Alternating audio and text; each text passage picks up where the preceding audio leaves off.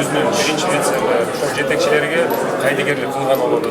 Бул жерде жанагы иш козголуп аткандын баардыгы биринчиден мэр менен акылдашмайынча эч кандай нерсе кылбайт. Аны өзүңөр көрүп атасыздар. Макена Ринат Кулмакожоевич камалганда дагы ал комиссияда мен мүчө эмесмин. Мен ал жерде кол койгон эмесмин, эч кандай тиешим жок. Бир соту жер бериле турган болсо дагы мэрдин согласиясы жок, эч качан андай нерсе решение кабыл алынбайт. Бүгүнкү күндө мына канча иш козголуп атса дагы ал киши баягындай кандай десем эркектик өзүнүн мүнөзүн көрсөтө алган жок.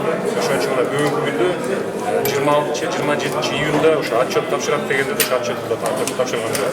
Ошонун негизинде ушундай депутаттардын баардыгы недоверие көрсөтүп, ушундай толук колдоо тапты. 40 депутат колдоо. Бул мындай да, мына өзүңөр көрүп аткандай мэриянын өзүнүн центральный эшиги бар.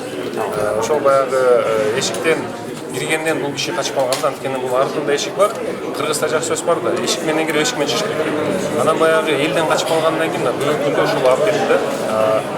Артка эшиктер бул запасной выход деп коет да. Ошол жерден запасной выход менен качып калган киши элден.